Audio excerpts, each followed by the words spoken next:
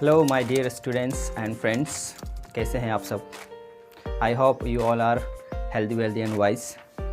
सबसे पहले I want to welcome you all on my YouTube channel English with Shamshad, जो पूरी तरह से इंग्लिश लैंग्वेज एंड लिटरेचर पे बेस्ड है।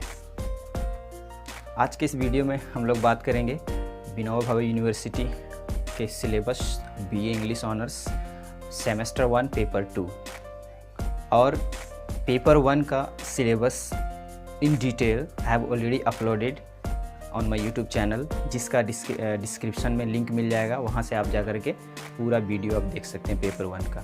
तो आज हम लोग सेमेस्टर 1 के इंग्लिश ऑनर्स के पेपर 2 के बारे में डिस्कस करेंगे और हम लोग देखेंगे कि कौन कौन से टॉपिक इसमें स्टूडेंट को पढ़ना है। तो चलिए let's start.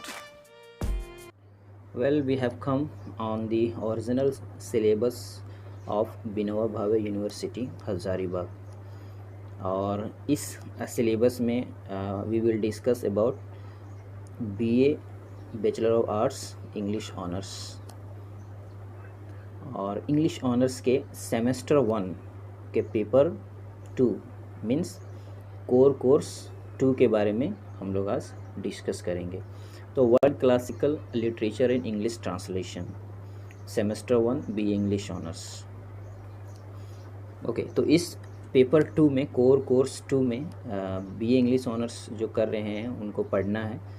Basically they are 4 units, unit 1, unit 2, unit 3, unit 4, and this paper second paper is totally based on translation works.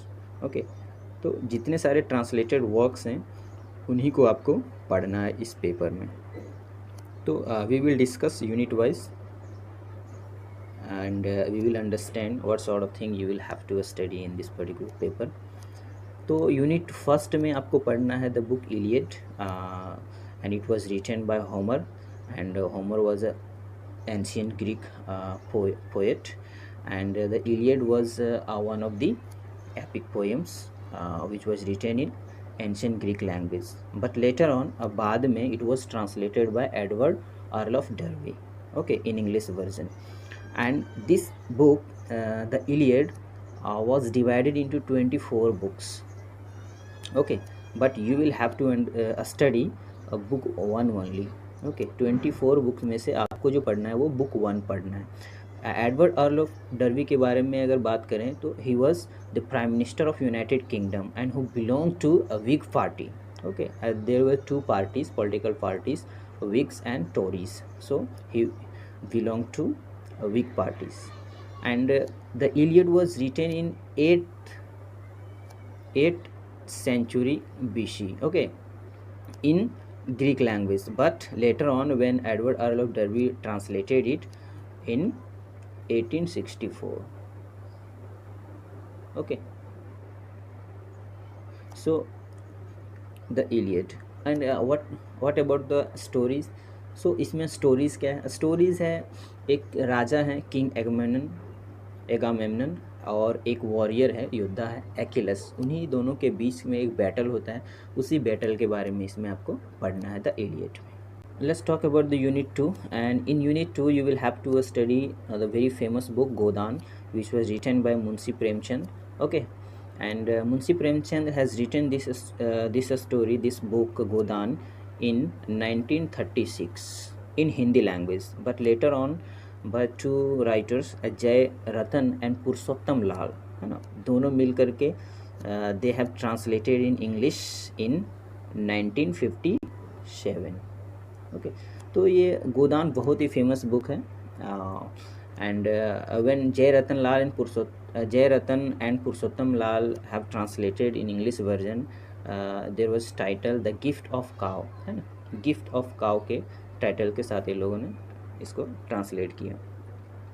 इसमें जो थीम्स हैं वो कास्ट सेग्रीगेशन के बारे में, exploitations of women and lower class people के बारे में, इंटरपर्सनल रिलेशनशिप के बारे में जिसमें लव है, अफेयर्स है, मैरिज है, और बहुत most important thing in this story is charity.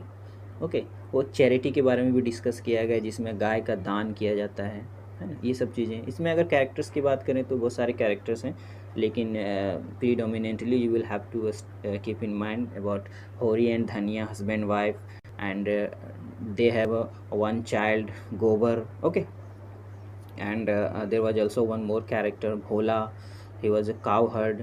Okay, so and also there was one very interesting socio means a sketch, a social sketch you can say, rural and urban discrimination. तो ये सब चीज़ों को आपको इसमें देखने को मिलेगा।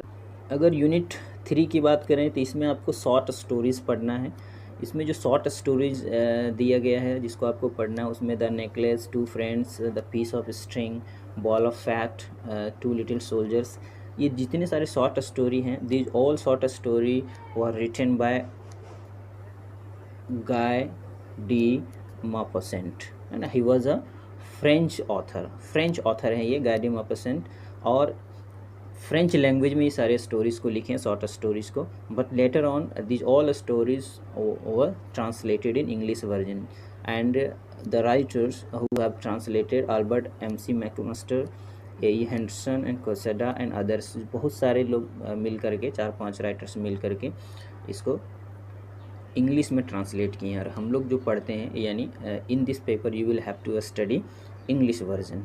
ओके, सबसे first short story the necklace है, इसका दूसरा नाम भी होता है the diamond necklace. In this story you will have to study a greedy lady जो हमेशा अमीर बनने के सपने देखती है, और इसी दौरान में एक पार्टी में जाने के लिए अपने फ्रेंड से वो एक डायमंड नेकलेस को ले लेती है पहनने के लिए, और coincidentally it was lost in party में खो जाता है।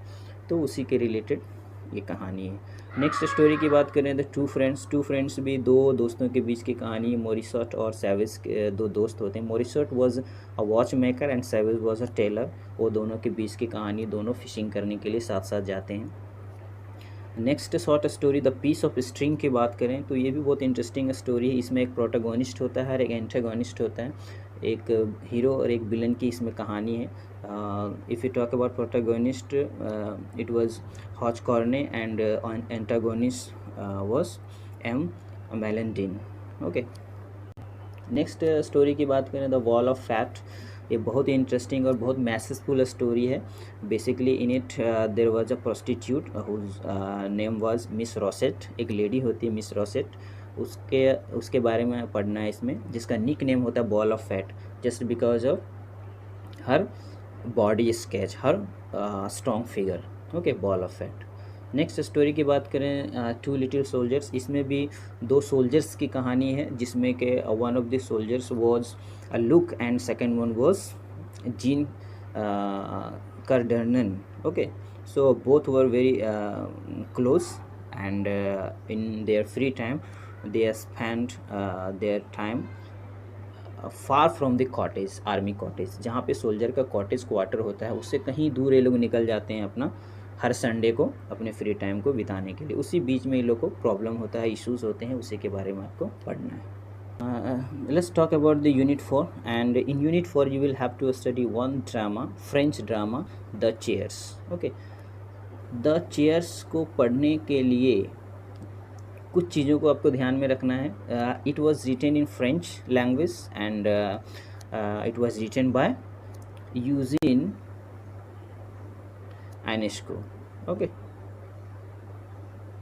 और ये जो ड्रामा है बेसिकली ये मॉडर्न क्लासिकल के रूप में ये जाना जाता है, because it was written in 1952, है ना, 1952 में इसको लिखा गया था। द चेयर्स यूजीन आइनेस्को के द्वारा। ये फ्रेंच ड्रामेटिस्ट हैं। इसमें तो दो कैरेक्टर्स, मेन कैरेक्टर्स, वो है old man and old women. ठीक है, उन्हीं के बीच में ये कहानी रिवॉल्व करती है, और प्लॉट का सेटिंग भी उसी तरह से है।